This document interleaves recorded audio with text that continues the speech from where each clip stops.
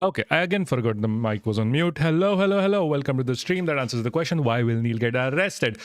Today we are going to talk about a lot of really fucked up shit. Ample caffeinated. Oh, hi Anup, hi Bliss. How you guys doing? Today we are talking about like the Unnao rape case and why everyone gets Indian misogyny wrong.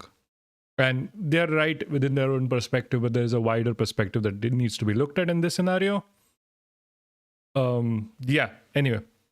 So we should probably get started because today is I had a root canal surgery today. So I am in quite the pain. So we are going to start soon. I'm not waiting for anyone today. I'm sorry. People can join in later if they want to. Yeah, it was a bit much. Like the entirety of this side of my face is just gone. Anyway, so let's start with, so then update to the Unnao case. So the update is good and sort of like we have to be careful about how to look at it. It is explained by Faye D'Souza quite well. If you are not subscribed, and I'm pretty sure everyone who subscribes here is subscribed to her as well. If you are not, please do. She is a centrist. She, though a capitalist, she does understands the issue of capitalism as well. So I give her that, to be honest. Anyway. Rape case after the Supreme Court gave partial relief, so basically staying the High Court decision. But in 4 weeks' time, the accused, in this case, the person convicted, will be able to file a response, and the case will continue, especially for the survivor who's going to have to fight it from scratch all over again.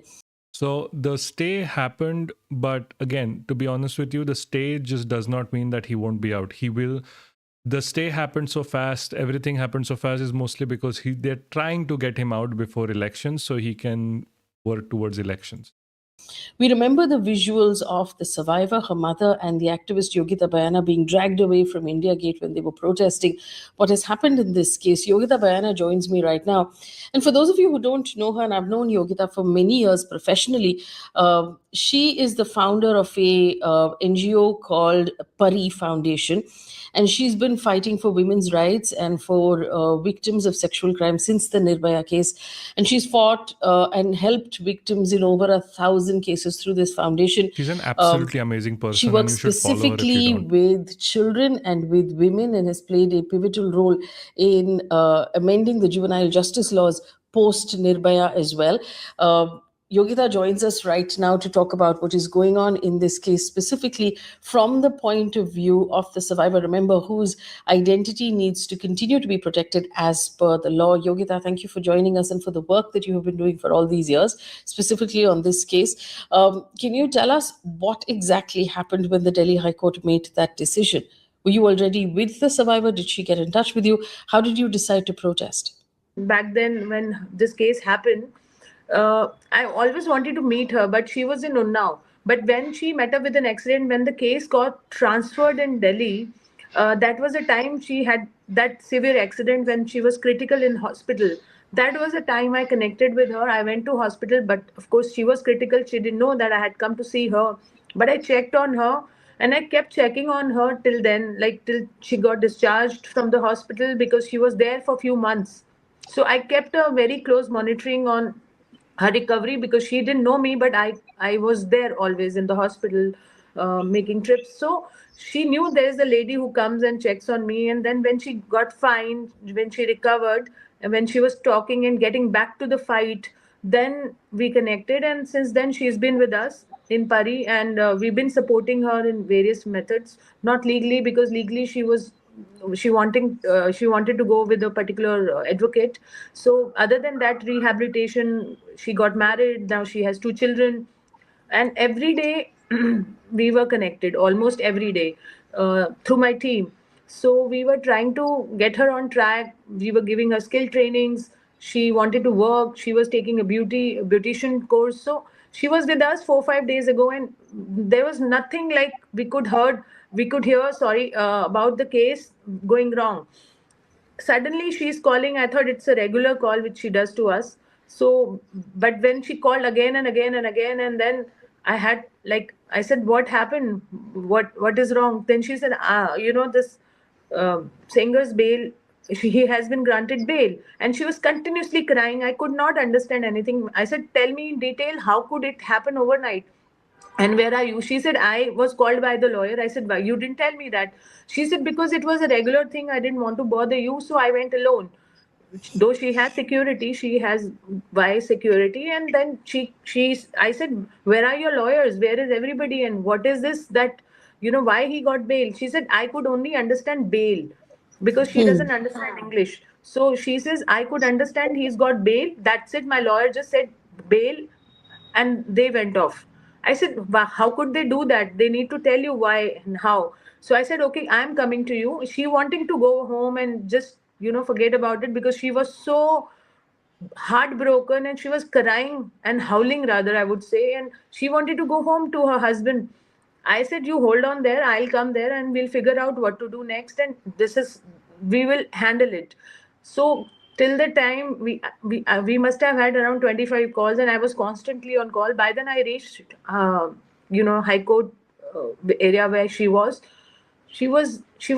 had no clue how he got bail. So anyhow, so when I told her to call her lawyer, he was not taking her calls. It's been like 2-3 hours, and media got to know, and they were trying to reach out to her. And I said, let's gate crash your lawyer's office and see what happened, what went wrong. And you've been talking very high about him. I never intervened in legal thing because you were very happy with his performance. So I went to his office, and it was very regular and very casual way. He says, okay, what next? I knew about this. I said, if you knew about this, why didn't you share with us? We would have done some, like, taken some precaution, or we would have built some pressure. He says, no, I knew this coming, and the other bail also will happen soon, the father's murder case, so he'll be out. I said, how casual you can be and insensitive. And you need to tell her you were not even there, to resist it. He had some junior sent for last.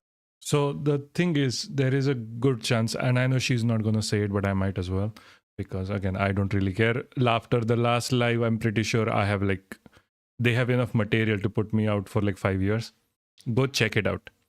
Anyway, so there's a good chance the lawyer he was bought off, mostly because it is pro bono.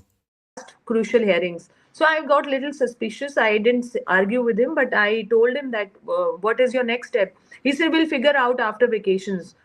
I was actually getting very agitated with his answer. The counsel we have had, matlab the girl has had, though it might be pro bono partially, but still he was accountable. He took that charge. He took that lead. He was to answer to us. So I was like getting little frustrated. This was now 7 o'clock, 8 o'clock. Before that, he was sounding busy and he was not even meeting us. Anyhow, so we felt so helpless. And he says, go protest me, you might get justice. Because he knew my background, he said, go protest, you might get justice for her. And we both left. I mean, we both had, like, I don't know, mouth open, and we didn't know what to do next. And her mother was with us, and I sat with her in her CRPF bus, and we were taking round at India Gate. I said, let's sit here only. And she says, can we? I said, yes, there is no democracy. You can ask justice from anywhere. So we just picked up some plain sheets and just wrote whatever. You can see handwritten, very shabbily though, but it made a big impact. And we sat there.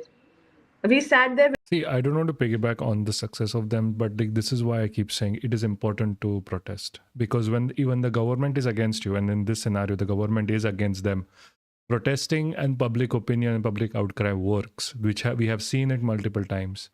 We have seen it during, like, when the government was trying to steal our data using the Sanchar Sathi app, or in this scenario, or even the first time around with the Unnao case, or even as from early, if you can remember, from the 2013 case.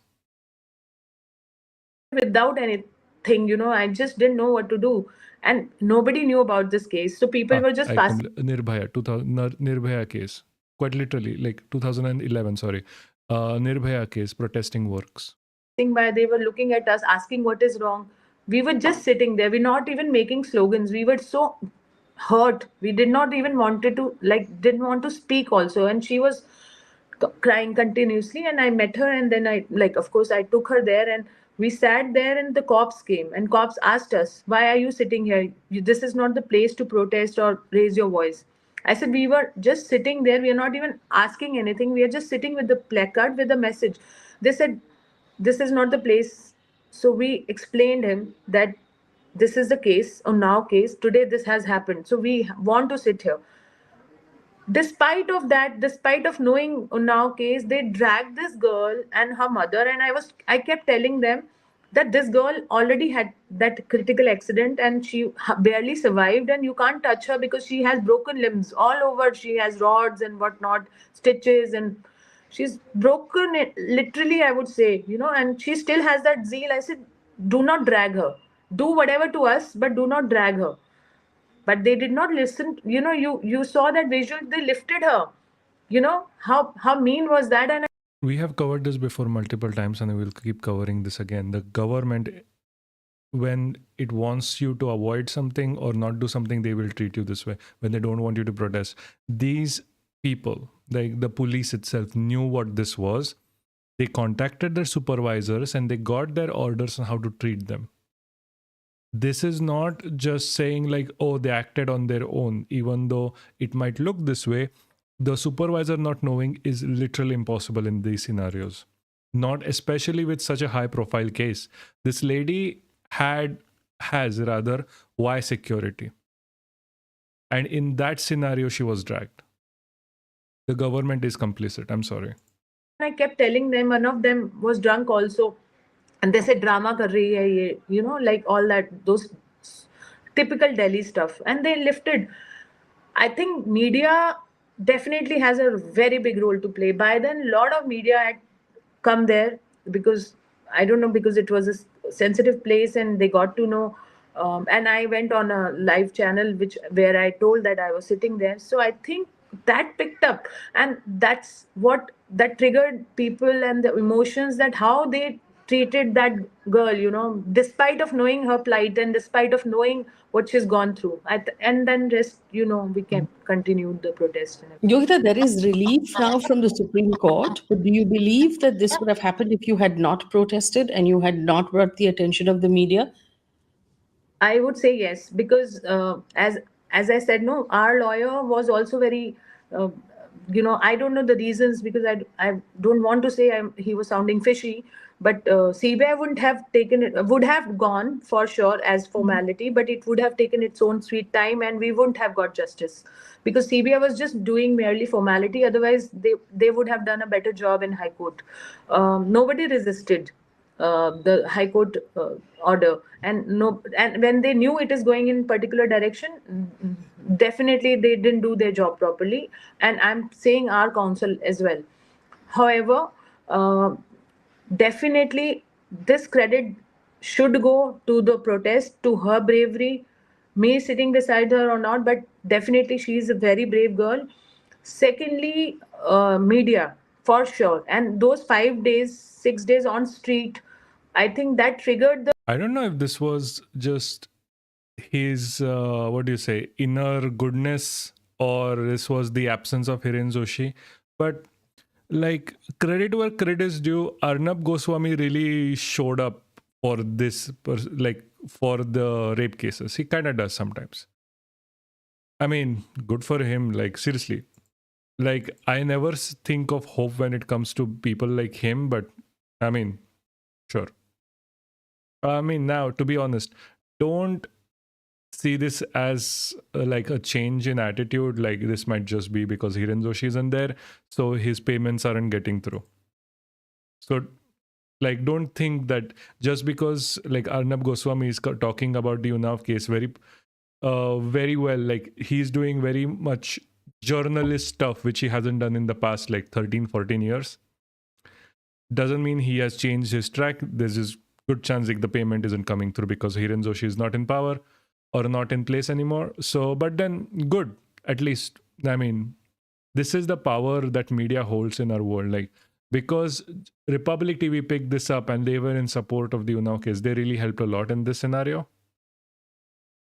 The national movement, and that is what got Supreme Court to work on it. And similarly, I think other issues also, they are now working under public pressure. Very unfortunate, but yes, in this case it was because of that, for sure.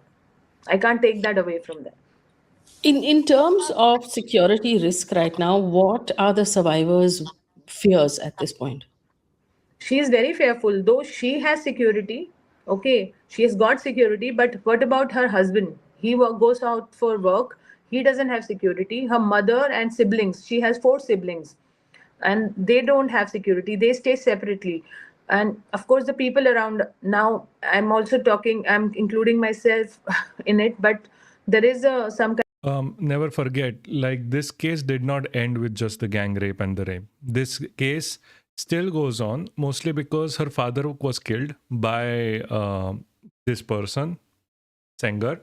Then lorry literally crashed into her car when she was going to the court office 11 times.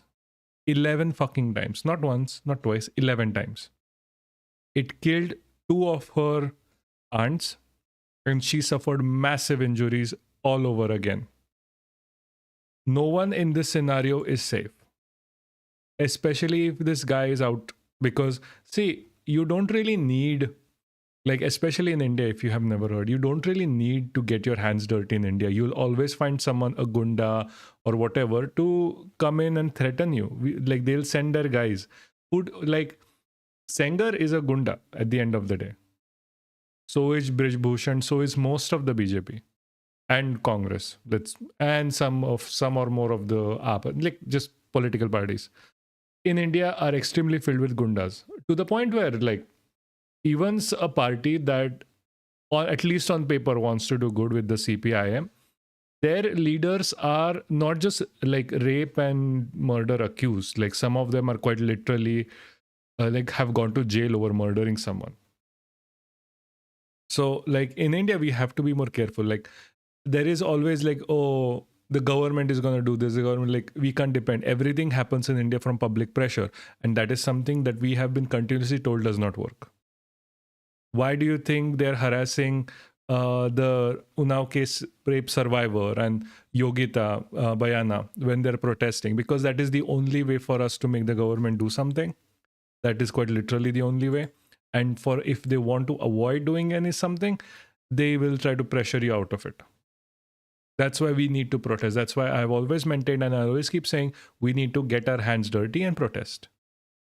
kind of intimidation, which I can tell you later because I'm just trying to do some precautionary work on that. So there is some kind of fear, and which is genuine, because it is not that something we are assuming it will happen. It has already happened to her.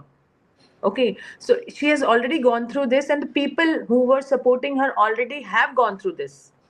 So that the fear is genuine and fear is there. We can't deny that.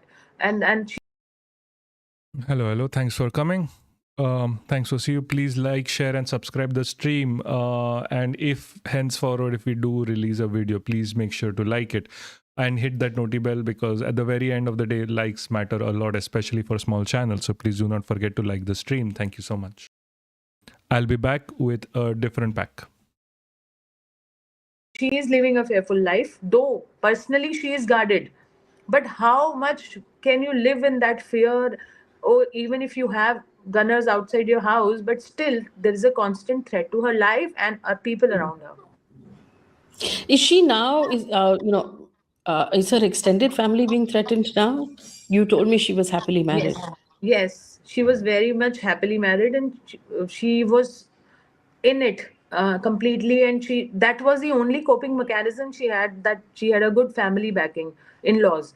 And now when I was talking to you, I've been getting constant messages that now in-laws are intimidated and they want to kind of uh, just take some Let it be. precautions, or they are now there is some kind of a tiff for sure, because they have been also standing by her for longest time, and now if there is a threat, they will also have to be kind of dealing with it. So yeah, that's what I'll get to talk to her, then I'll know the details. Yes.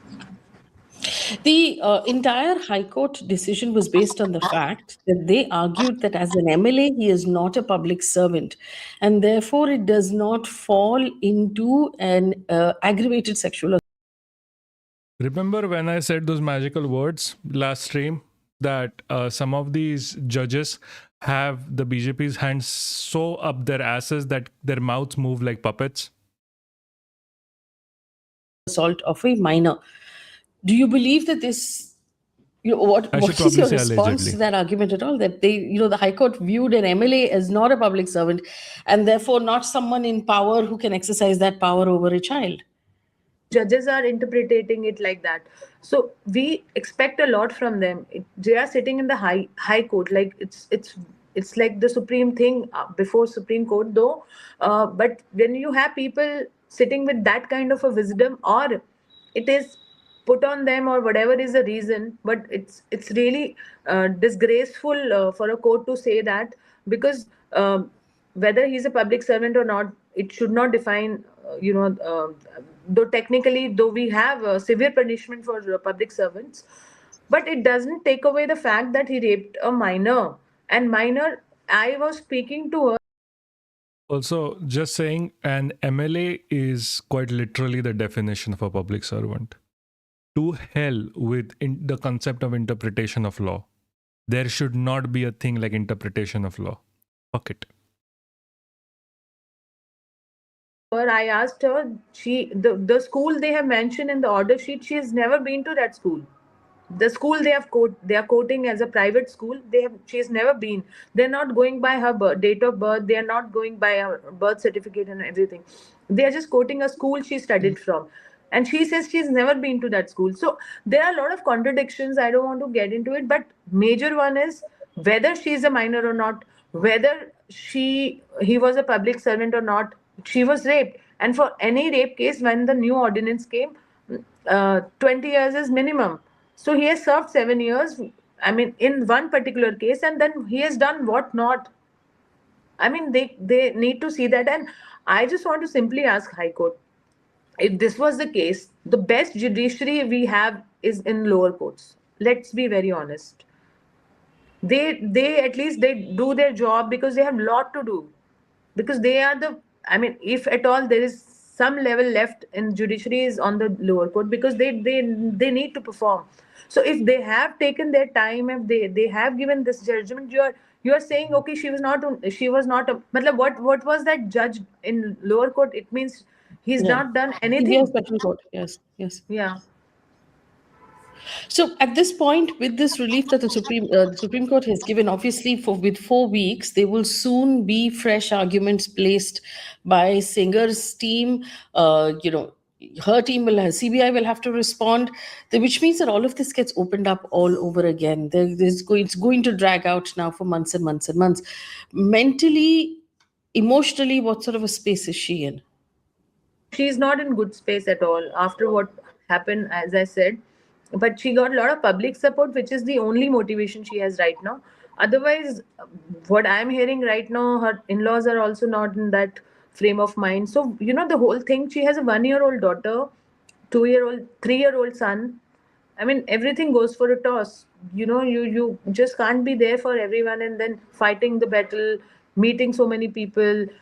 It takes a toll on you, and you are always in constant fear. And now she's saying they are trying to dig out some old recordings. She's refused a narco test, and whatnot against the family. They are releasing some videos and audios. They're releasing a photo, you know actual photo, her marriage photo. So she's disturbed with all these things, and I keep telling her, don't check your trolling. People troll her also. By law, because she has wire security, her photo is not to be released. Just keep that in mind.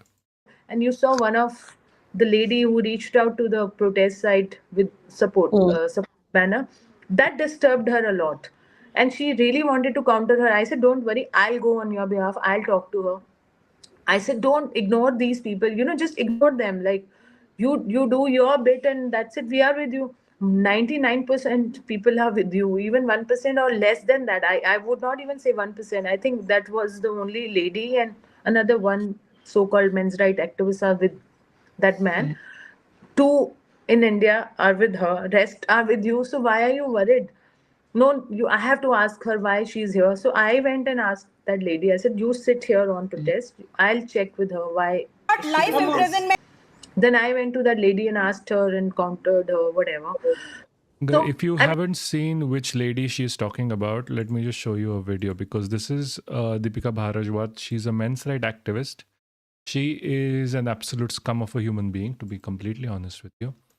I do not know why she does this because it's honestly weird that she would. This is not even like a right-wing angle to take. But she's activated every time shit like this happens, and she keeps claiming that nothing is going wrong here, except for the fact that the men are like accused wrongfully after like he raped her, he gang raped her, a pedophile. Then he killed her father and her aunts. Got life imprisonment under POCSO. High Court acquitted it because the victim had changed her testimony 5 times. So you think the High Court... How did the father die? So, How did the father... This is the point where like Arnab can come off as like an actual journalist, not as someone who's just working for Hiren Joshi. put him in jail for murder. How did the father die? How did he die? How did he die? I am Who killed him? No, answer my question. Wait a Who minute. killed him? I'm not going to Put wait him at in all. jail. Who killed the father? Life Who imprisonment. killed the father? Life Who killed the... imprisonment No, no. is Who under killed the father? Life imprisonment. Who carried out the rape? Life Who imprisonment. carried out the rape? What crime? 1 minute, please. This is how you used to debate. Like this is how India used to debate. Like actual questions, like stopping people and asking them to clarify what their stance is. This is what is missing in the shouting, screaming of what Arnab Goswami himself has done. Like the degradation of Indian media and the degradation of the trust in Indian media has happened because of Arnab Goswami. And he's one of the reasons why. And then now, because he is a legacy, you can see him going back to some of his roots for this case only. Because again, maybe Hiren Joshi is not there. I keep saying his name because I need you to go check who he is or watch the live stream earlier. Then maybe like his TRP is down as well currently, just since Modi. So maybe that's why he's doing it. Life imprisonment is for what crime, Arnab? It is for rape. Deepika, listen, not don't... for, Speaking not for over me will not make you homicide. correct. Who killed the father? 1 minute, 1 minute, 1 minute. I am asking you one thing. As There, per- 1 minute, yaar. See, Deepika, listen here. Suppose she's not 15 years and 8 months, but 25 years and 8 months. And suppose he is not a public servant, but he still kills the father. And then on July 15th, on a certain July 15th, right, the rape victim and her lawyer writes a letter. After that, they are on their way to the court when a lorry comes, and the lorry hits their car 11 times, and 2 of her aunts die. 1 minute, 1 minute, 1 minute. Listen. This is not what is mentioned in the investigation 1 minute, report. Deepika. 11 times is not. No, 11 times is not a fact, I'm sorry. Okay, fine. 9 times. IIT Delhi has 1 minute. investigated that Deepika. Central Road Research Deepika, you have to. Institute and CBI. Deepika, you have to listen. We The fact of the matter is that leave the oversight of the judiciary at the High Court stage. Just look the way I'm looking at it, from the point of view of the victim and injustice. Not with the point of view of technicality. Just look at what this girl has been through. Whether she was 16 or 17 or 15 is not the issue.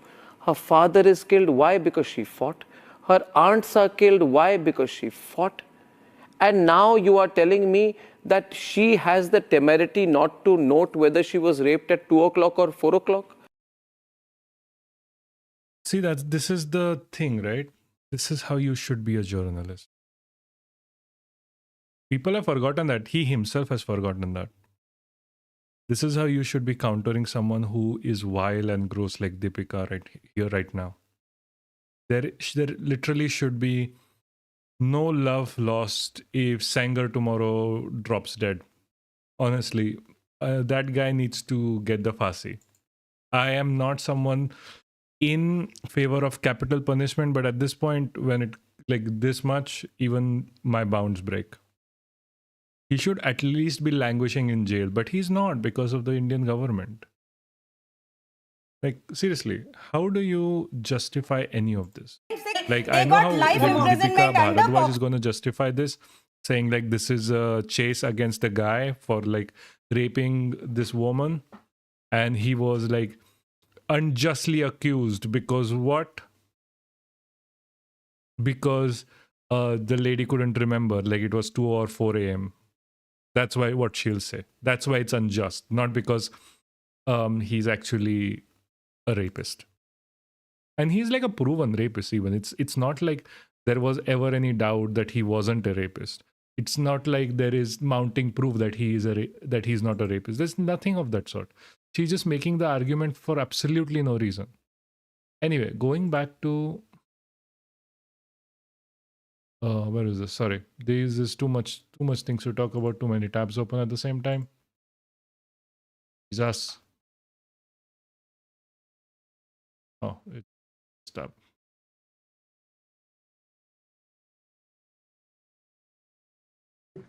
That man. Two in India are with her, rest are with you. So why are you worried? No, you. I have to ask her why she's here. So I went and asked that lady. I said, "You sit here on protest. I'll check with her. Why is she doing this?" Then I went to that lady and asked her and countered her, whatever. So, I mean, she's not in definitely good frame of mind. She's fainting every now and then. She's not eating properly, despite of we telling her to take good care. You know, it will eventually. It is about her because I keep offering her have some food, have something, eat something. You have to fight your battle. Then she's just not there. Yogita, you've been working as an activist now for decades, since the Nirbhaya case, in fact. And I know that you've worked on some terrible, what would seem terrible to the average person.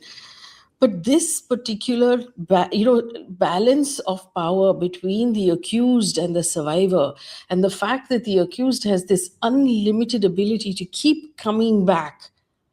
Do you believe that this poor girl is going to have the energy to keep fighting? And is this what happens across our country? See, she has. I mean, let me be very honest with you.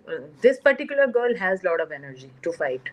That's why it made our life easy in terms of because she is very vocal. She's there.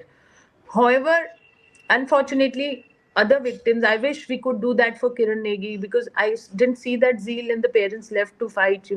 So I was there. In fact, it was a bigger fight than this. The protests were meant like in like multiple days. We were on streets, but unless that zeal is there, they give up very fast. But this girl, I don't think so. She'll give up. She's a different breed altogether. I mean, put it on. This girl There has was a lot of.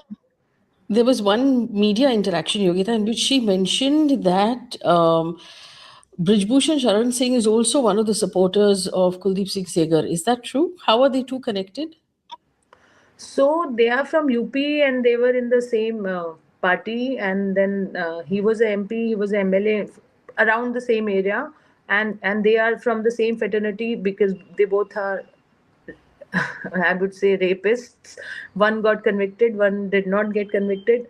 One got away with it, one could not get away with it. But they are the same fraternity, supporting each other, their own profession, which is raping minors and abusing. So I'm really hurt that the party only terminated him but did not take any action. But he got away only with termination of as a member of parliament. But his son got ticket. So look at the hypocrisy. So unless we deal with these, he's So the thing, what he said was absolutely vile as well. But then, what else can we expect from Brij Bhushan Sharma? To be honest with, let's have a look. सजा दी गई, अदालत ने उनको सजा दी, लेकिन उनकी सजा निलंबित कर दी गई। Okay, can you hear this? Because I can barely hear this myself.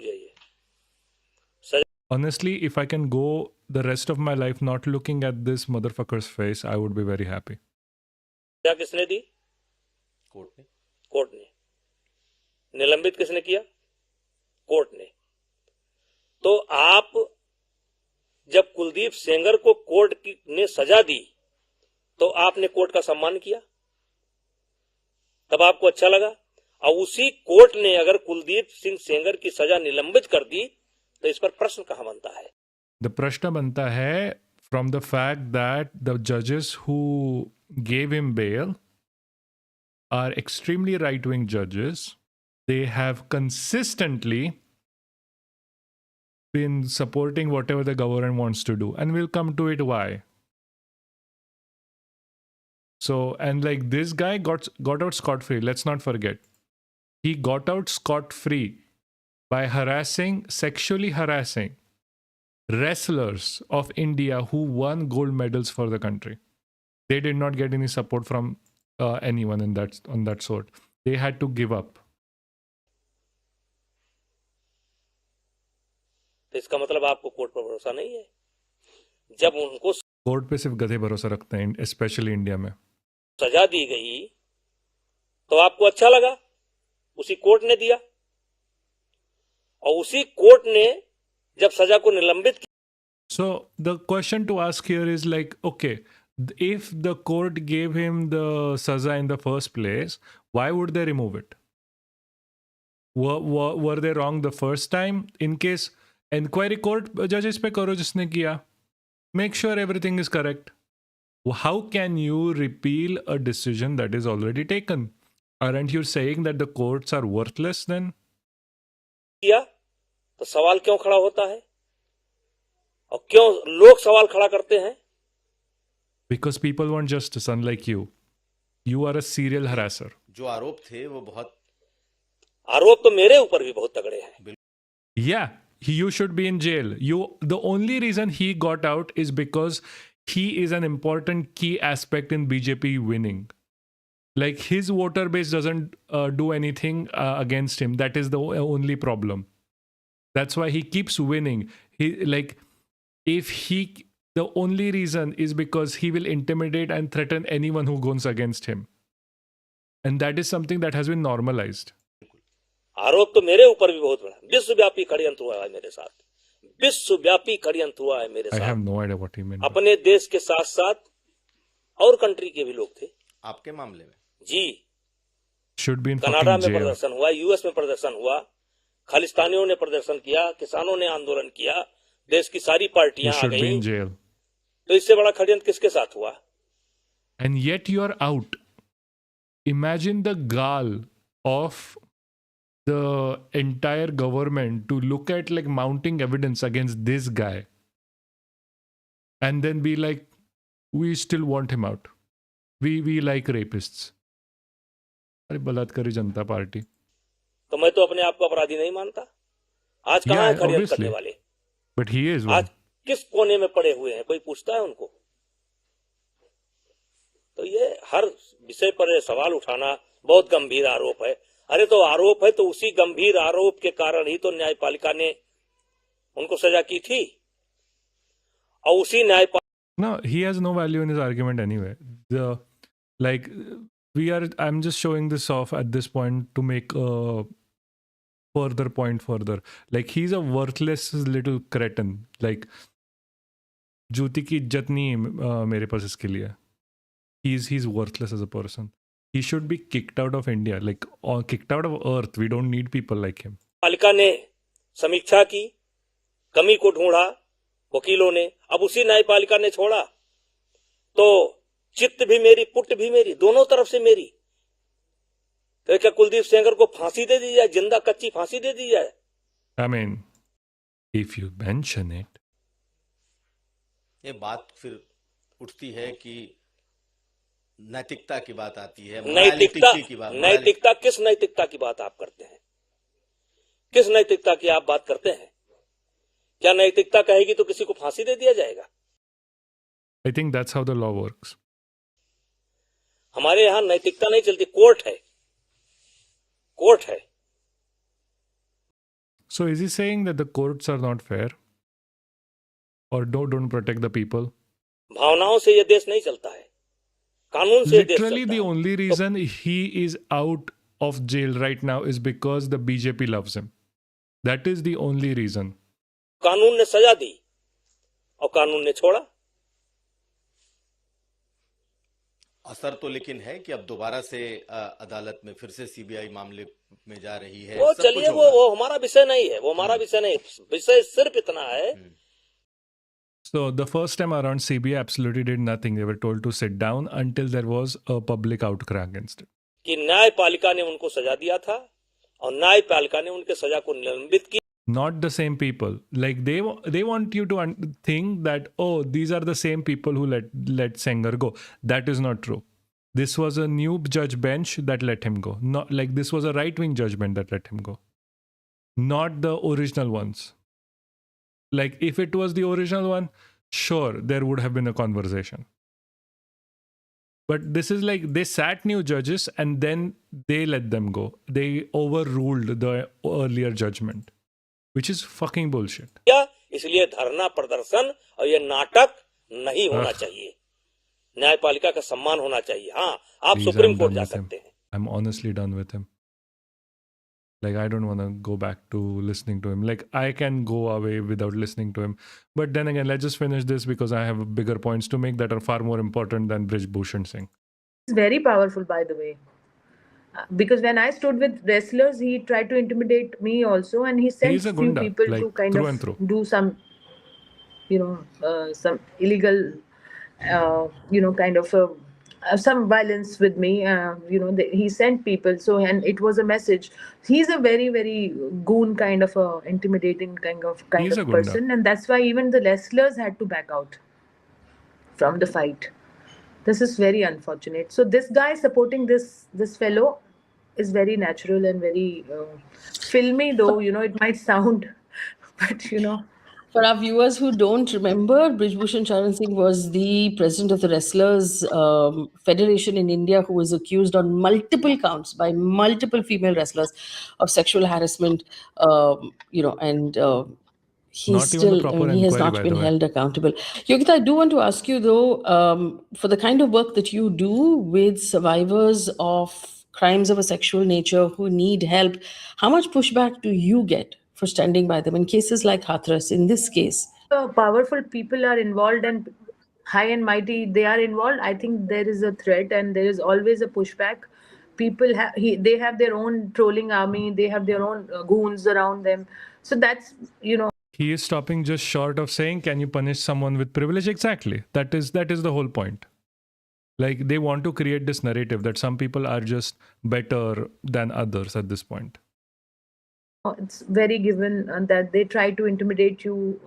Something happened which I can't tell you right now, but it'll be public soon that this particular person also tried something 2 days ago. So I think it is difficult, but yes, but when it comes to the cases where we do regular cases in terms of where accused is from a normal background, though then it is still not that kind of a pushback. But when you are dealing with these powerful people, it's very intimidating and overwhelming in every sense, physical harm, or you can say the trolling and the kind of abuses, or all these things altogether. How can people support this survivor in her fight going forward? We need to be with her. We will have to monitor the case closely and see if it is going derailed again. Like, we need to be with her, and whenever she needs us, we should be supporting her through social media, through however Take note. whichever capacity. I think she needs some motivation, and she needs to know that people are with her. That's very important for her to know. So we should have she can connect. I don't know how, but for sure, now she's very social media savvy. So she keeps posting her own stuff, so we can follow her. Though her identity is hidden, but she has created a page. I'll check and share those details with her, with you, and so that we can support her, always be there for her. Yogita, thank you so much for the work you do and for spending time with me and answering these questions. I hope we can stay in touch through the course of this case as well. Thank you so much, Faye, for always raising the voice for women, especially that passionately as you do always. Thank you, Yogita. Thank you. So the reason why the second part of this video, or like this live stream, is about why people misunderstand misogyny in India. Because misogyny in India is not just misogyny, which misogyny itself is bad. It is worse. It should not be pushed forward. It is a social evil. But in India, it is a bit worse. Because misogyny in India is used, it's modified and pushed for to keep power.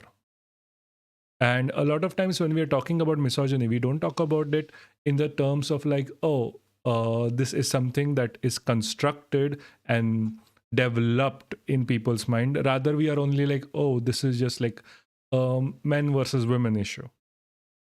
But it is not that simple. If it was, we could have fixed it a long time ago, but it is not. Because misogyny, right, is a tool. It is a tool of the fascists. It is a tool of the capitalists. It is a tool of the feudalist. Because oppression starts at home. And the best way to start oppression at home is to say that women are inferior. It is the best way to do it. That's why it has been used so many fucking times. We can talk about Nazi Germany. We can talk about American current politics. We can talk about Italy. You can talk about Italy in 1930s. You can talk about it even right now under Maloney. You can talk about, is everything in India a bit worse? Not necessarily, but see, the difference is that in India, it's done publicly. In other countries, at least they have like the, they want to maintain this image that it is not. But in India, it is just public. That is the difference. But the issue in India is like people, we see the West and we are copying it that one to one. In the West, the right wingers are extremely careful. Here they are not. But here our left wingers are extremely careful, where they don't call out a spade, which is why it becomes a bit worse. In, say, America right now, they are using misogyny for their fascist ideologies. They are. The whole like Nick Fuentes thing, for example, let's just watch. I pulled it out for like hold on, where is this?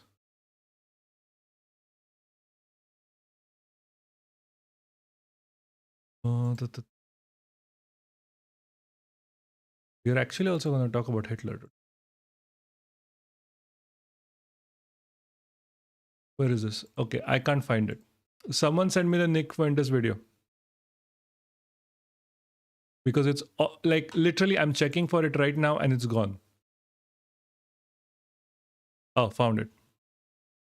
Like, look at this Nick Fuentes video, for example. This came in after Trump won. Banning gay marriage is back on the menu. Banning sodomy is back on the menu. Banning contraceptives is back on the menu. And basically, we're having something like Taliban rule in America in a good way. And then when Trump officially won, what he said was, hold on.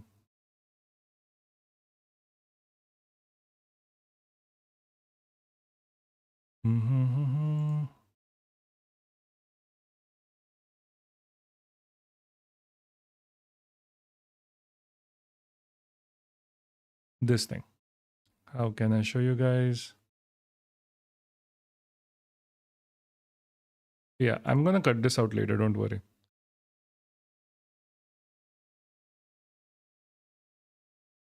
You won't have to wait in the rerun. So don't worry about it. Yeah.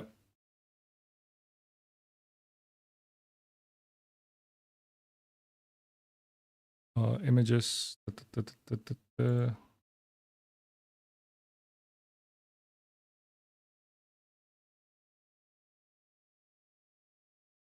Yeah, perfect.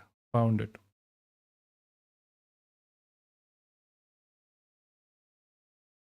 So, can you see this? This is what he said after Trump won.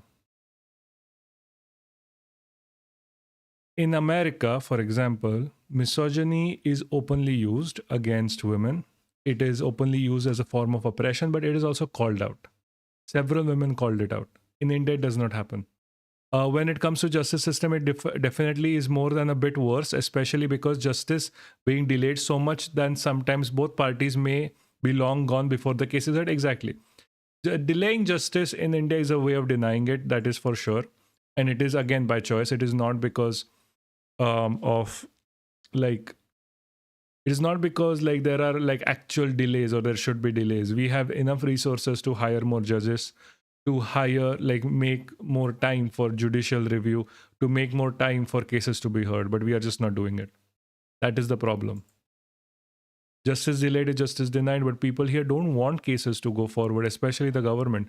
Imagine how much worse it would be for the current government for cases like Umar Khalid to run their course faster. For cases of the hundreds and thousands of Muslim men and women in jail over nothing to be faster. They want the jails to be there because jails provide a way to intimidate the population. Like, why should you not revolt against the government? Why should you not protest against the government? Because we will trap you in fake cases. Because we will trap you in cases for hundreds and thousands of years at this point. You can, I mean, it's hyperbole, but fine. Like 7 to 10 years, and then your life would be wasted. You won't be able to get out of the country. You won't be able to do anything. It will always be a notation on your job that you are running through this course and whatever. The only people not affected by this are apparently the politicians. Everyone else is. So it is a way to keep the public under control. It is not just about like, we are doing this because we actually don't have the resources. They have the fucking resources to do this. Never say they don't. They always do. Anyway, so the thing that we are talking about here in this point is like misogyny is used as a form to normalize fascism. In India, we don't talk about it. We are going to listen to Yogita a little bit, just to get an idea of how women are harassed in India, and then we'll move on from there. I know we are used to it and we have known it is better, but again, hear it more, because a lot of times we do just not think about it, and there are certain points I would also like to cover when what she's going to talk about. Dangerous countries for women on earth. Why do you think is that so?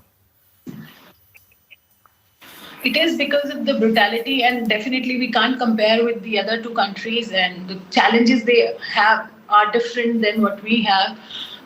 Because we all are having our own challenges, but at the same time, the kind of form we have is like more of, you can say the 40% of the population, which is actually the 50% of the population, out of which 40% are reported crimes against women. So you can say those are reported crimes. When we talk about those ones which are not even come to the limelight or not on papers, you can imagine the kind of the maximum the kind of atrocities are happening here. So we can only see the tip of the iceberg. Now. We seem to have lost Yogita, but we'll continue here. So when we talk about violence against women, it's not just about Iran, Afghanistan, or just India. It's a global phenomena. And according to the UN, almost 90,000 women and girls were murdered worldwide in 2022. Over half of them were killed by their partner or a family member. That is more than 5 killings per hour. And there's absolutely no country or community that is unaffected by this. Mourning the murder of a woman. Femicide. I've seen Kolkata. We are going back to Yogita because rural, being unsafe. Doesn't that show that women are not even safe in cities? And isn't there any willingness on the side of the government? While you continue, I'd also like you to reflect on the fact that India is quite a big and diverse country. And so, of course, rural setup is different from the cities. And one would assume that women are more unsafe in villages. But when you think of the recent Kolkata doctors' rape and murder case and the Delhi rape case that you've been very actively involved in, doesn't that show that women are not even safe in cities? And isn't there any willingness on the side of the government to make any changes? Absolutely, you're right. There is no phenomena called rural, being unsafe for women, and urban cities are safe for women, because we have seen Kolkata or Delhi, or recently last week only a girl was raped in the heart of the city. So we can't say that it's safe for any woman anywhere in India. At the same time, I would like to bring about, the outrage which happens because it happens in the city, and the limelight it gets because it happens in the city is different. But in our rural villages, far from the kind of urban setup, our women are suffering every single day. It's just that the crimes are reported much more in the urban cities. Also, there is another angle to it. But when it happens in the capital of the country, which is supposed to be, we supposed to be feel safe, and we supposed to be called, developing country, and when it happens in the heart of the, the capital, I think it really gives a very, very kind of alarming signal. When if we are not safe in the city, and that too, the center of the city. This last week episode happened. So one can imagine what was the fate of a woman in India, like who's staying far places, So that's really heart-wrenching. But isn't there any attempt from the government side to make changes to this? On papers, yes, they are trying. They say there is always a verbal kind of commitment. They bring about a lot of reforms after that Mathura case. There were amendments in 1983. And after Nirbhaya in 2012, there was Justice Verma recommendation, which turned into policies in 2018. Also, we saw those reforms. We saw Vishakha reforms after Babri Devi case. But unfortunately, those reforms remained on papers. If you, till today, if you ask me, yesterday also we dealt with a case of a child in the city. The SOPs are not followed. The protocols are not followed. The sensitivity is not there. So everything is there on the paper, but if I talk about implementation, we are still where we were. Right. And I'm talking about where we were in terms of 1980s, when the custodial rape of that girl happened in Maharashtra. We are still standing there. There is no safety even in the custody. So this is old, like this is a year old, and a custodial rape happened last week. Just to be sure, to let you guys know. You can see Unnao case, we have seen how the father was killed in the custody when he went to report the case for the girl's sexual violence. So I can't see any changes, and I don't see any willpower. I really genuinely don't see willpower of any government, whether state or center. The government wants to have this normalized. Let me be clear about this.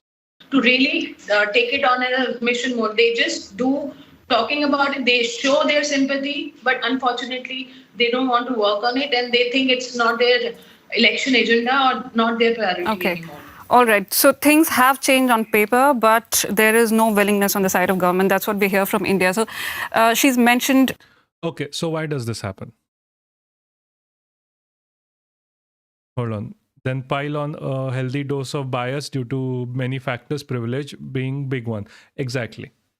So why does this happen? This is to keep control, because again, as I said before, operation starts at home, and if operation starts at home, there is no better way to start it other than misogyny, because in your home, you don't have immigrants, you don't have LGBTQ for the most part. I mean, they still exist, they are always there, we will always support them, but in most houses, especially right-wing houses, many of these LGBTQ community people are already suppressed. So a lot of them don't come out to their parents. And when they do, it is always very more or less bad for them on a... So fucking sorry. We will cover it soon enough. But the point of this is the most visible minority group within every house are women. So if you want to make sure to have the men in a community feel superior to everyone else, they need to start feeling superior at the home. This is not something individual to just the BJP or any or like the RSS. It is to everyone. Every single fascist government has pushed for this. For example, let's hear a speech from Hitler. Oh, yeah, this is disturbing visual graphic. Please be advised.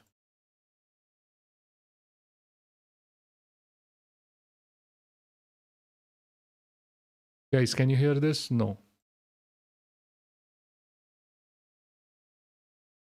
Address to the German women. Nuremberg, September 13, 1935. Today, women's battalions were being formed in Marxist countries, and to that one could only reply, that will never happen here. There are things a man does, and he alone is responsible for them. I would be ashamed to be a German man if ever in the event of war, but a single woman were made to go to the front. The woman had her own battlefield. You might have heard this before. This is exactly what the BJP and the RSS says. With every child to which she gave birth for the nation, she was waging her battle for the nation. The man stands up for the folk just as woman stands up for the family. A woman's equal. This idea that women, the misogynistic idea that women are only for childbirth starts here, starts in the bowels of the fascist ideology that sectors of men and women from each other. So there is no exchange of ideas. So you can oppress an entire group just because they can give birth. And we are going to come to it why it is so important for fascist governments to have this and why they keep saying we need to have more children, but in a bit. Rights lie in the fact that she is treated with the high regard she deserves in those areas of life assigned to her by nature. So a value of a woman is as good as only until they can give birth. This is where this starts. This starts in fascism. Being misogynistic is saying that you are a fascist yourself. And that's why a lot of times when you're talking within the Indian context, even though this is not addressed, a lot of the people who enjoy misogyny, honestly, let's just be clear, like they don't even say it's bad or it's evil or I'm doing something bad for the good of the country or society. They just say like they enjoy this.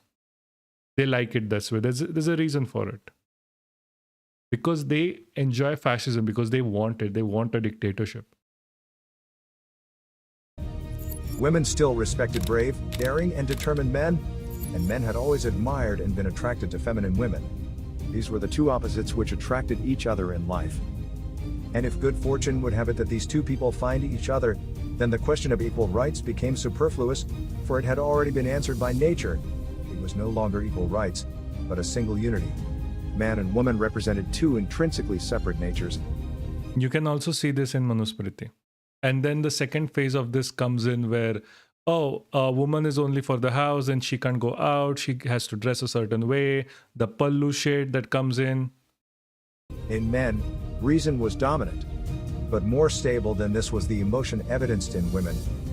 When I returned from prison after 13 months of imprisonment, when the party had been shattered, it was above all female party comrades who had held the movement together.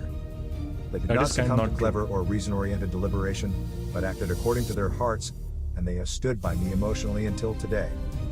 If our opponents were to allege we want to degrade women by assigning to them no other task beyond providing children, he would reply that it is not a degradation to a...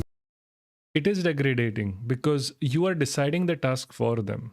Again, this is where misogyny starts in the first place. Misogyny starts in the house. So what Hitler in this scenario was trying to do was he's trying to separate the jobs.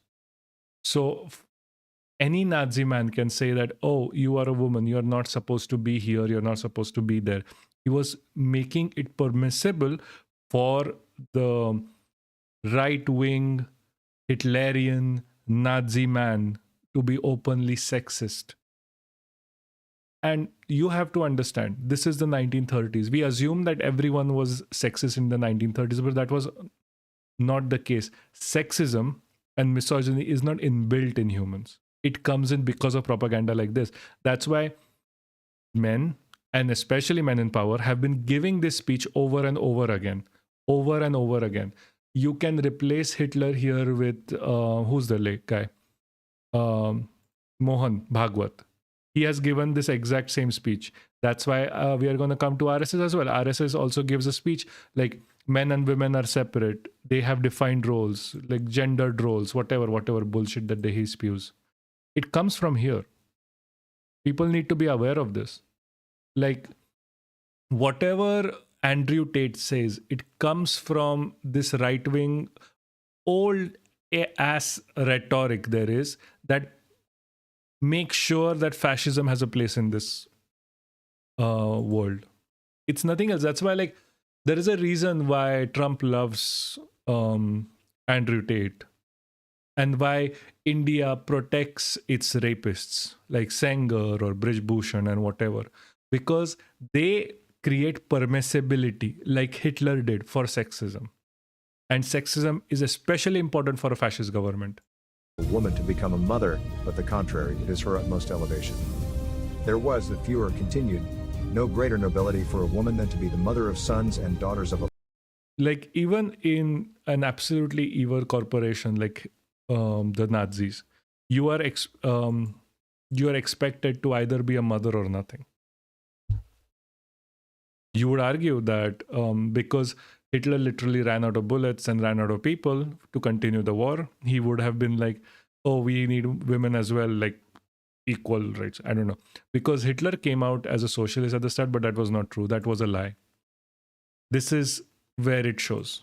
Full. All the members of our youth lining the streets, so strong and beautiful. These beaming faces, these shining eyes. Again, the beauty of women is always used in these scenarios. Like, oh, in the Indian sense, Mohan Bhagwat, or like right wing, like, oh, our women are so beautiful. Their eyes are so sparkling. They look so amazing in a sari, whatever bullshit they spew. All of that boils down to this from here. This is the idea that show your women as priceless, spotless, whatever. And then you can get the men to say, oh, our women are priceless, spotless, and we should have them such. Anything untoward, let's suppress it immediately. Let them not get out of the house because they'll get dirty.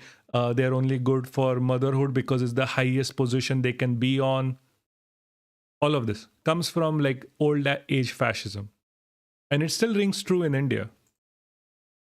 They be had not woman after woman been willing to give them the gift of life. The last immortality here on earth lay in preserving the folk and the bokesdom. People should not be able to accuse us that we have no understanding of the dignity of women. They really didn't. Quite the opposite. Like, do you guys really feel that Nazis had any dignity for women? The people who have consistently raped, harassed all women across the board, even within Germany and outside.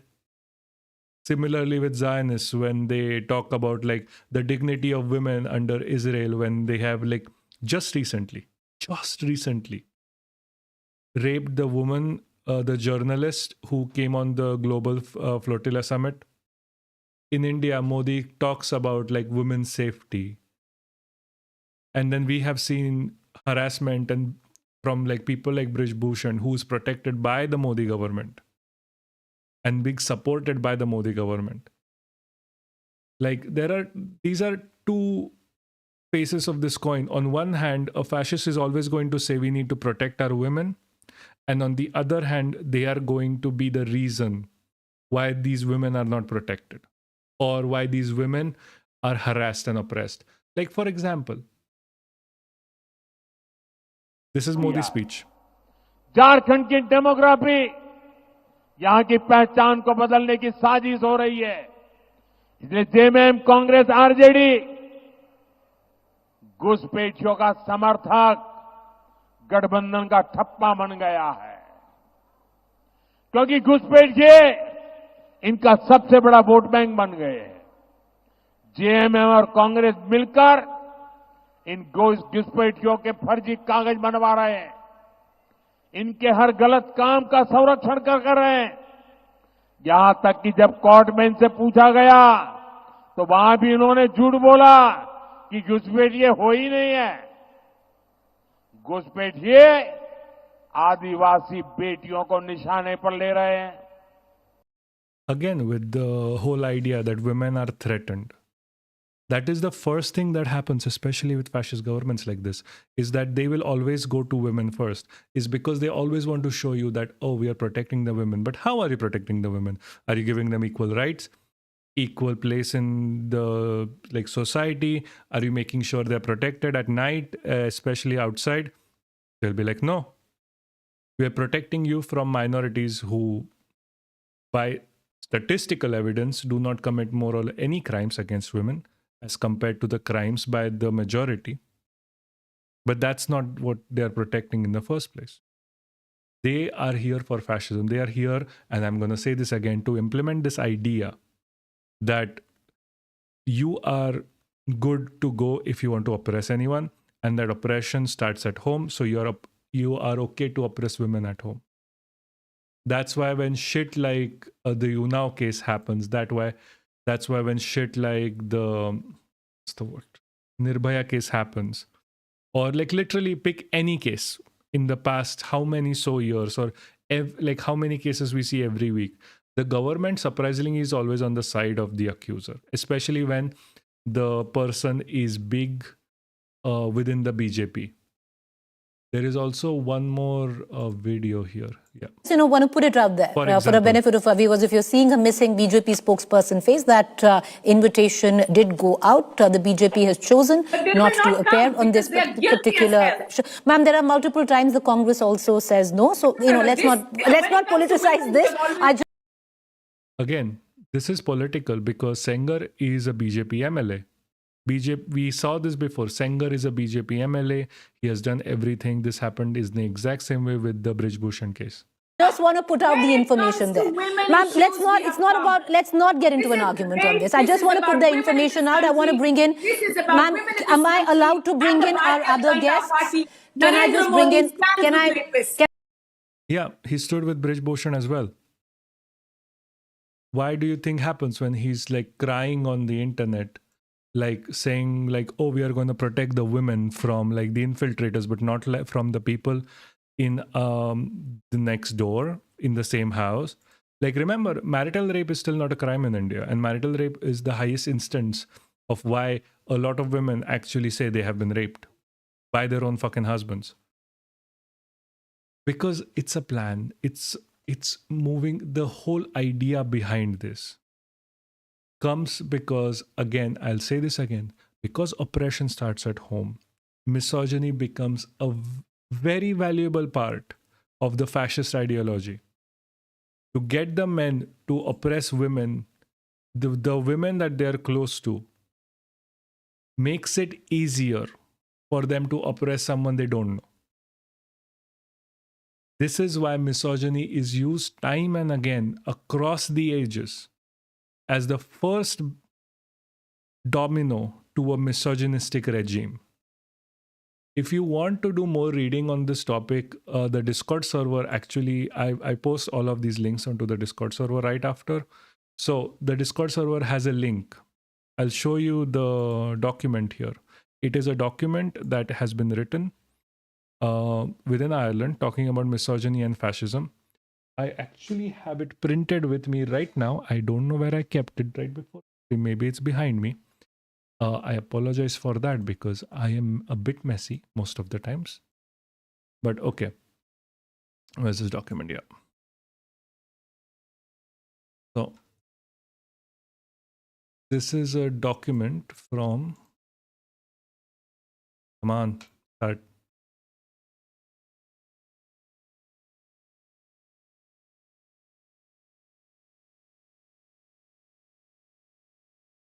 Fascism and the Far Right, Misogyny and Anti-Genderism, Marini Holborough. This is from the Irish Marxist Review. I would recommend every single person watching to read this. It is extremely important. It shows you at every instant where fascism and misogyny has crossed paths. And this can be seen especially in India as well, because over and over again, we have seen that every single time rape or any such cases have happened, the government has stood with the rapist, especially if it's from another party. It is not because they want to look good in front of the public. It is about creating permissibility for oppression. And I will say this again, oppression starts at home.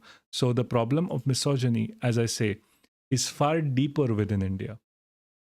And the separation, again, starts at home. You can also see it within the RSS. For example, if you see, this is too loud, hold on. क्या संघ में महिलाओं का प्रवेश है? संघ में जो व्यक्ति निर्माण का something posted by RSS themselves. This was 11 years ago. Can women join the RSS? कार्य शाखा के माध्यम से चलता है, उसमें केवल पुरुष आते हैं। महिलाओं के बीच में Why is that? Has anyone asked? If RSS is big on equality, why do they have to separate out the women? If RSS is an organization that only does like social work, why are women separated out? Like, can't women give out rice and food to the poor like RSS claims it does? ऐसा ही कार्य राष्ट्र सेविका समिति के नाम से स्वतंत्र रूप से चलता है। समिति की देश भर में सभी प्रांतों में 2100 शाखाएं चलती हैं। परस्पर सहयोग, समन्वय, संकलन अवश्य रहता है। सामाजिक जागरण और प्रबोधन के काम में सब साथ मिलकर काम करते हैं। See, and because it is kept separate. They started at home. And coming back to the point that we mentioned earlier about why does the RSS like about the pregnancy stuff, it is focused heavily, as you can see with Mohan Bhagwat saying that women need to have at least 3 to 4 babies. Women need to have more babies than the mullahs, as they say. Hold on.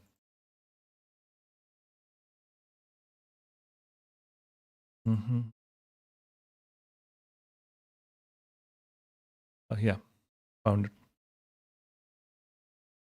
Hindustan में हम सब हिंदू भाइयों ने बहनों ने This is Navneet Rana. She is a BJP leader. हमने करना चाहिए ये Hindustan This has been said something by Mohan Bhagwat as well and Naidu as well. को पाकिस्तान बनाने के राह पे चल रहे हैं तो हमको हमारे हिंदुस्तान से अगर प्रेम होगा, ये 19 बच्चे कर रहे हैं तो हमने जरूर 3 से 4 बच्चे जरूर सबने करने चाहिए.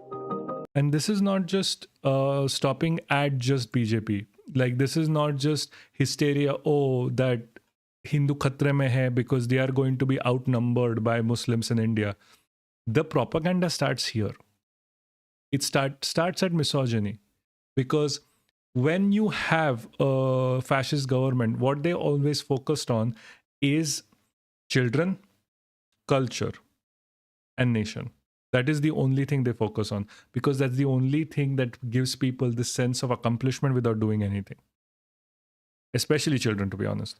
But then also, if you are a fascist government and if you want to push for oppression, what is more oppressive than forcing women to have at least 3 or 4 children by the man out without their consent? Because you know as much as I do, marital rape is not criminalized. A man who is married to a woman can rape his wife, force her to give birth, and then not, like, there is no like divorce proceedings. It's very hard to get alimony. It's very hard to live alone as a widower. Why do you think all of these issues exist? And they have existed in every single country. Like, for example, here, this is a poster from the AfD. AfD is the Nazi party that is currently operating within Germany. Burqas, we prefer bikinis. Again, sexualization of women has always been their idea. Like, oh, we don't want women to wear burqas because, again, we want to be fascist against the Muslims. So we are going to push for women wearing bikinis. And this is something that you are going to find very similar to India. A pregnant of a picture woman was posted by the AfD saying, "New Germans will make them ourselves." This is the same ideology that has been pushed forward by the BJP, saying we need to have more Hindu children. And how do you maximize having more Hindu children? You oppress the women and force them into labor. That pun was sadly intended. That is the issue. The issue doesn't stop at just misogyny in India for a lot of people who think it does. It doesn't. The issue has evolved into this idea by the current BJP to instill their power in India. It is being weaponized against everyone. It is always the first bastion, the first domino to fall. Whenever there is a right-wing government, the first thing that goes is women's rights. Right directly out of the way. That's why the moment Trump came into power, Roe v. Wade was upturned, which gave women's rights. The highest number of people affected by, for example, the DEI shit that happened in America where they repealed DEI laws were white women. They were not immigrants that were affected, not because immigrants normally do not come under these jobs because they do not have the necessary paperwork that they should have had because the government delays. They were not affected en masse. Black and brown people weren't affected by DEI laws as much as white women were. Because oppression starts at home, and the best way to tell someone to oppress someone else is to ask him to oppress his own wife, his own daughter, his own mother. And that is a problem with misogyny in India, and that is the thing that we don't talk about as much as we should. Whenever I see anyone talking about misogyny in India, it is only a very binary thing, which is wrong. Because at this time, it is correct in a lot of scenarios, especially, let's say, in America or in Europe, it is binary. People's misogyny comes from their families. In India, misogyny is weaponized. It is weaponized and pushed by the government. You can see it in the support of Brij Bhushan Singh. You can see it in the support of Sengar. Like, do you guys really think that Sengar getting bail was nothing to do with the BJP? We saw it last stream. These are BJP goons. So I've always supported the BJP in every single judicial review that happened. Every single case that happened, the two judges that were on the bench of Sengar have been on the bench for the BJP. They have never given a negative remark to the BJP whenever they were giving a judgment. Do you actually think that this is not a BJP's doing? And why does it do it? To create permissibility. We saw earlier that to create permissibility, even Hitler gave speeches after he was in power. Because oppression starts at home and you need this. Can you please tell me what rights were taken back by Modi of women? As far as I know, they were empowering women money-wise with Ladki. My friend, the Ladki Bahin Yojana, when this happened, let me just first tell you, that was an election scam. It was not just for like empowering women. They gave money and they're asking it back in Bihar now with Ladki Bahin. With Ladki Bahin, the moment BJP won the election, quite literally nearly everyone got notices that the money is going to end and they are going to remove 2/3 of the women from the scheme. Ladki Bahin Yojana does shit. Plus, even if rights are given, rights are useless on their own. Enforcement matters more. If you don't have enforcement, what good are rights? I can give you the right to do whatever you want. But money did go in account and in Bihar 10,000 and now they're asking it back. Have you not seen the news? And it was not given like, oh, this is for empowerment. This is like a universal basic income. It was given as a loan. Have you not read that news? Please tell me you have. And if you haven't, go read. And money is not always everything. Whenever a rape case happens, do you think there is enforcement of the laws? We have had a case like literally yesterday where this person was screaming that, oh, I am BJP. Oh, I have like raped you. What are you going to do? We saw that like yesterday. No, 10,000 was not a loan. So why is the BJP asking for it back? Why do women have notices that they have to return the money? It's simple as that. Like, why is that happening? Go check. Why does the Bihar government want the money back? Why is it that always whenever this shit happens, the money stops after election ends? Like, people stop needing money after? Do you think 10,000 a month helps in any case if it's not continuous? What do you understand by basic universal income and why it is so important? We covered it a while ago. Like, one of our first streams after the rerun is like quite literally about this. The money has stopped. The 10,000, some of them have been asking for it back. Also in Bihar, it has stopped now that 10,000 were given. There's very limited women. Or I say just after they won, they stopped it. Exactly, they stopped it right after they won. Please tell me, why do you think this is them not you cheating them out? Because it was supposed to be forever. Basic income is supposed to be forever. Even you should get the money. I would go as far as say, because that is important. We covered it already. The point is, yeah, these things have been stopping for a while. That's why I keep saying, like, they do not give a shit about women, to be completely frank with you. They have not given a shit about women. They only give a shit about women in terms of, oh, we'll have to protect women against the other minority. But we'll fuck over women in this when it comes to Hindu men. That is the problem. Even if laws are there, they are not enforced. Like, Sengar should have never been allowed to even step foot on soil other than the Tihar jails. but his bail hearings are there. Even if there is a stay does not mean that the decision from the High Court is cancelled. It just means that we are going to discuss this a little bit more. If laws were enforced, Brish Bhushan Singh, who quite literally was on the verge of getting a POSCO against him, would have been in jail right now. Women empowerment should be through better implementation of laws, not through direct money transfer. Not true. Direct money transfers are also extremely important. You need social basic income, like universal basic income. We have seen it multiple times. You can go back to the one of the first lives that we did. We covered it in detail in that scenario where universal basic income has been proven. Universal basic income has been proven to improve people's lives. Then why is money distribution aligned with? Yeah, see, that is the problem. See, they are buying the votes from this, which is problematic. When I say universal basic income, it should be continuous. Like, start it today, whenever you want to start it, and then don't stop. They're stopping it, that's the problem. Why Locke takes was because he was not convicted by courts. That's why. What?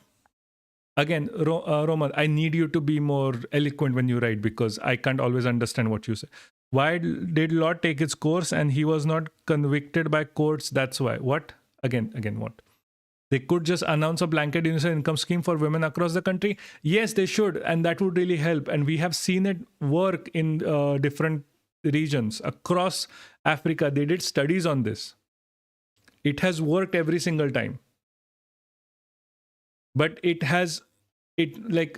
is always has a pushback from capitalists. Like, how can you give just money to people? They have to earn it. And they like package it in like saying like, it is your tax dollars that are going to people who are just going to spend it on drinks and drugs and whatever, which is not true. A lot of times what happens is whenever you have basic income started in countries, the one thing that goes down is like the tax cuts that the rich get, which is a big problem for the rich. Are they saying that women in Bihar and Maharashtra or MP are more deserving than the ones in rural Telangana, Tamil Nadu? Yeah, basically that's what they're saying. That's what they're saying at the end of the day. They don't really care. Again, it's an election winning tactic. They'll also start it in like West Bengal if they ever get in power. Right before elections, you put money into poor people's bank accounts in exchange for votes. That is the deal that they're making. And the problem here is like, even like South governments, even other political parties, they are extremely liberal themselves. They are capitalists, they are liberals as well. So even they are not going to do it because tax cuts kaise denge fir.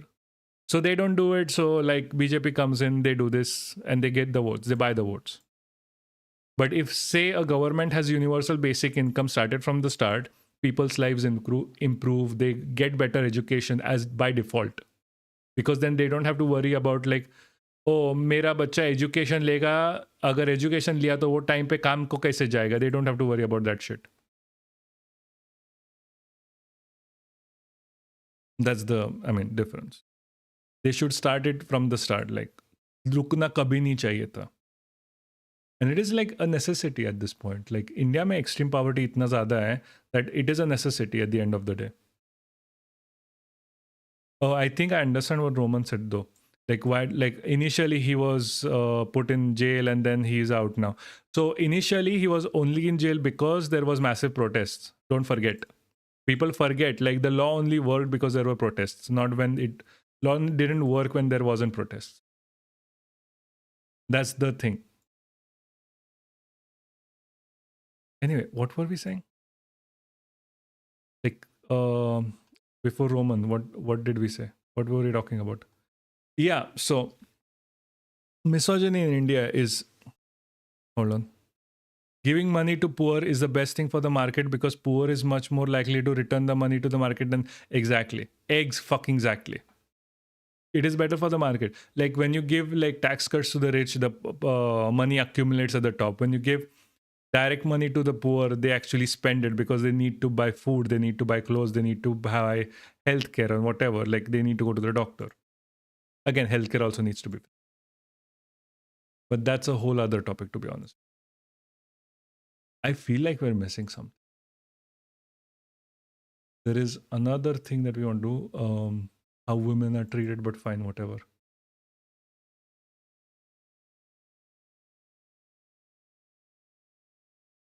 See, it's not an easy topic, to be honest, to cover, mostly because literally no one else covers it. Like how India is using its misogyny for fascism. And we are literally the first people. I searched on this before coming in. Literally no one. Everyone sees misogyny as this idea that is only nominal to the, that is only focused on like men versus women or like general misogyny and the like men not wanting feminism to happen. But this goes much deeper. There is a very political reason why misogyny is forced upon us. Like I'm not even going to say that like it is brought up by like the innate desires. No, it is forced upon us.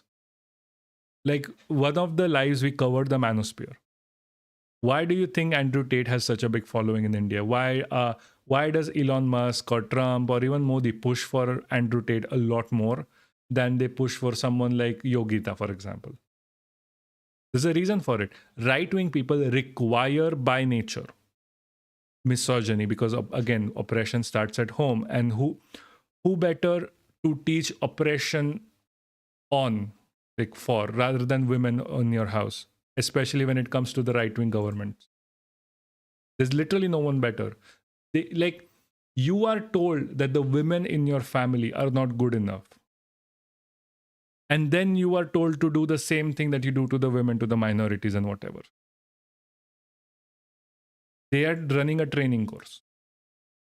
Why do you think the speeches that Andrew Tate gives or Mohan Bhagwat gives about women, or literally anyone right-wing affiliated gives about women are exactly the same that the speeches that they give against minorities? Because they're treated, because that's how they want to create this permissibility that oppression is inherent and you should be oppressive and you should feel this way against everyone. I read that about legal proceedings that happened, that complaint was taken back claiming it was false and done out of grudge. Delhi police had said in the report, fucking false. And even if this was true, her father did die because of Sengar, right? पर उस पर भी bell मिल रही है.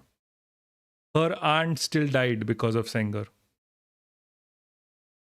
Like it is quite literally basic that this guy did it. Like there is no question to it. They are trying to create again permissibility to get Sengar out, to show you that, to show everyone that if you are a misogynist, if you are a rapist, if you are anyone, you will be protected by the government.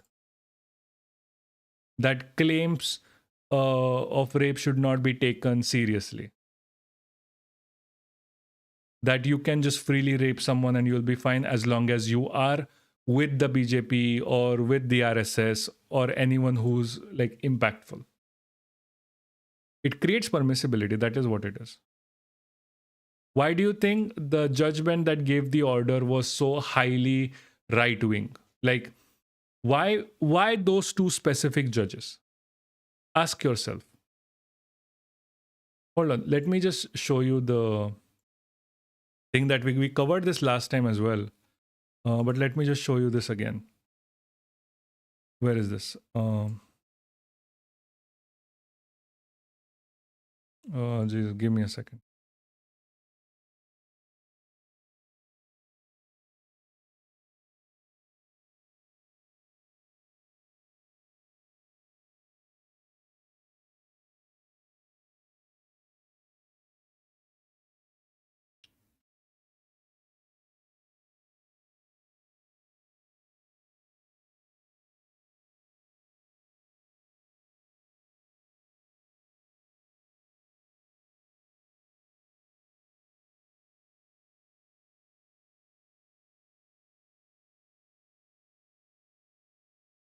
Yeah, found it.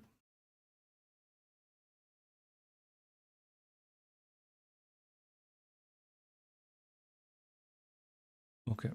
So tell me why now the two judge panel here So Justice Harish Shankar and Justice Subramanyam Prasad.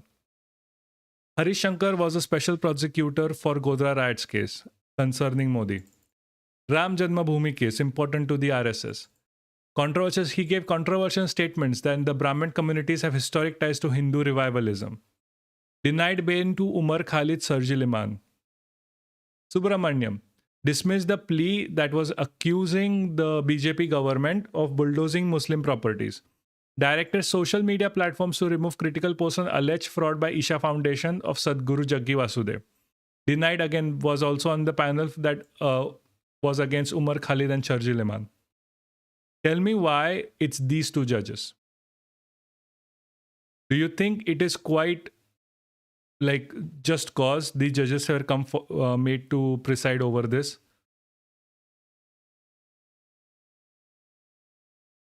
Are you saying that a man doesn't care about women in his family or they don't care about other women? No, fuck no. That is not what I'm saying. I am saying that BJP is creating a scenario where you are expected to be oppressive against the women in your life. You're expected to push them into, oh, you should be giving birth. You should be having a family. That is your entire goal in life. You should wear a certain way of clothing. You should have a certain way of dressing. You should not go here, or you should not speak out loud, or you should not speak out of turn, or you should not speak your mind. You should always be conservative. That is what they're pushing. This here, they are trying to push this idea that even if you rape a woman, it is okay. That the BJP will protect you, especially if you are a mouthpiece for them. That is what they are pushing for. It is to create permissibility. They are creating this permissibility to teach you that oppression is okay. And if oppression is okay, then you oppressing other minorities is also okay. That is what they are trying to instill in you, that you will always be protected if you do everything what they want you to do. The bullshit that Sengar is not convicted. He is convicted by trial, session, and high court. Exactly. He was convicted. He has been convicted. He should be in jail for over 20 years. If not, like, I'm not going to say it, forget it. The point is they're trying to create this idea that it's okay to rape a woman because you will be protected. That is the problem with like right wing. This is the permission structure that has been created. They did this in Nazi Germany as well, by the way. We saw this earlier. I don't know if you were there. But I won't do that because I have been brought up. I have to bear the cost. I will have only children I want. Not if someone says so. See, you have brain. Not everyone has brain. You might be the most critical thinking person on the planet, not everyone else. Okay? Plus, you have no idea to the levels that propaganda works on you. You might think it doesn't, but it does. Do you believe women should wear a bikini? Yes or no? Do you believe abortion should be a legal right for women to have? Or are you going to put off the argument, oh, women are going to like randomly go kill off babies if abortion was legal? Do you believe in the women's right of sexuality and sexual freedoms? Those are all within the scope here. This is just one aspect of it. The first thing is about always having children. To get you to have more children for them. Because if you can push women into having children for the government or whatever, that is the first sign of oppression. That's why marital rape is not illegal in India. It is not a crime in India for a reason. And yeah, here people are talking, take a fucking movie as fact. Yeah, exactly. Like they don't care. They don't have outlets anyway. It's fucking propaganda mostly.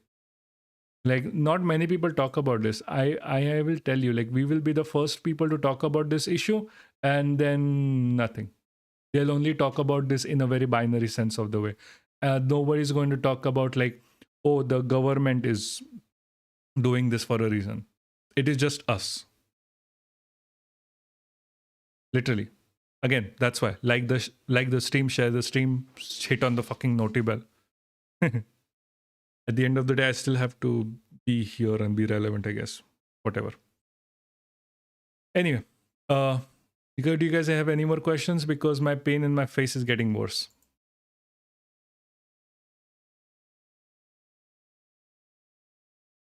Then in that scenario, I'm gonna head off. Thank you guys for coming.